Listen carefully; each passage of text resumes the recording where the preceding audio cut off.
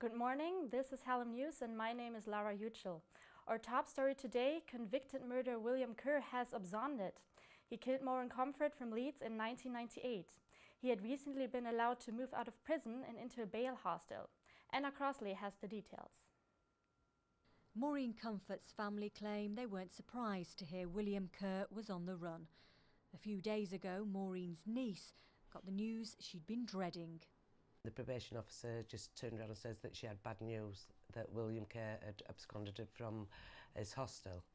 Upset, annoyed, because a couple of weeks before that I went down to the prison for his probation hearing and they decided obviously to let him out. Senga Bailey found her aunt's body stuffed in a cupboard here at her flat in the Bermontoffs area of Leeds.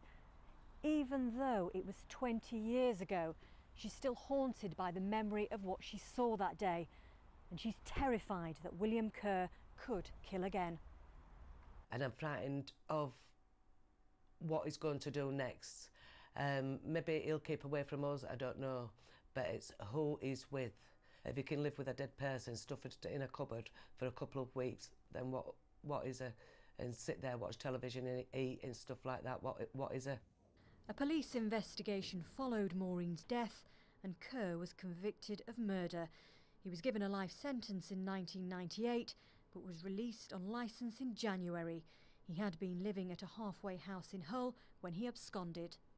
Senga says she won't rest until Kerr is back in prison. Meanwhile, the police are urging anyone with information regarding his whereabouts to dial 999, but stress he mustn't be approached. Anna Crossley, BBC Look North, Leeds. Hundreds of students and staff came to see the Shoe Fest at Sheffield Hallam University last week.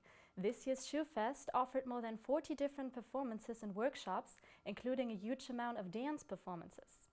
Fitz Matsdorf from Sheffield Business School and her dance partner Raymond Sen were one of the highlights.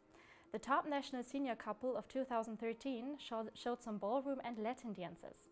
Next to many international culture celebrations by students, the Shoe Fest also gives staff an opportunity to show off their talent. We've done it twice before and we've always enjoyed doing it, and it's always a bit manic, but that's half the fun. The other things that are really nice is having a nice audience, fantastic audience like this, and really feeling like it's appreciated. A demonstration against zero-hour contracts took place in Sheffield this morning. It was organized by various trade unions. The crowd targeted McDonald's, accusing them of making use of zero-hour contracts. Business leaders say that those contracts would give them more flexibility. The demonstrators also called for a minimum wage of £10. Approved Food won British Recycling Award.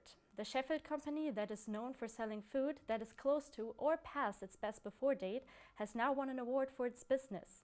In their warehouse on the outskirts of Sheffield, Approved Food employs 150 people. Their concept is to collect the food from supermarkets that they would otherwise throw away. The company then sells it online at very low prices. South Yorkshire Wine School wants to bring venues to Sheffield. Yesterday they hosted their first event here in the city. Lara has more on it. The Sheffield Tap, a pub famous for its huge range of different beers. Inside there are shelves full of beers and ales.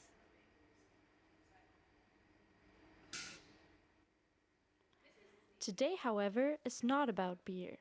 Today, the Sheffield Tap is going more sophisticated. The South Yorkshire Wine School, usually based in Leeds, is holding its first venue in Sheffield. Although the school is usually known for its courses in wine education, today is not about usual red and white wines. Today, South Yorkshire Wine School brought some sparkling wines and champagnes for the people to taste. Most people know that champagne is more expensive than sparkling wine.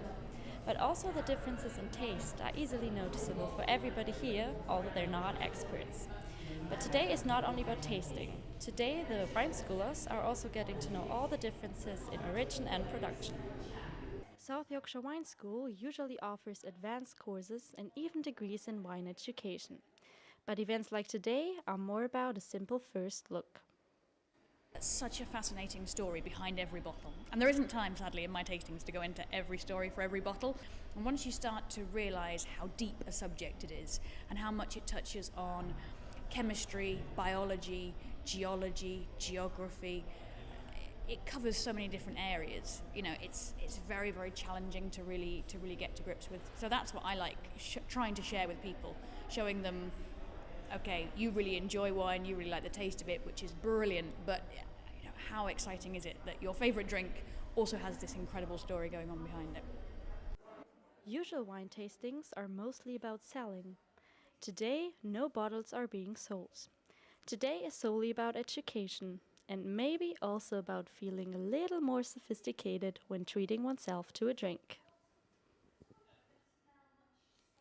And if you're feeling sophisticated tomorrow, we're back at 6 with more sparkling stories. That's it for today. My name is Lara. Have a good day.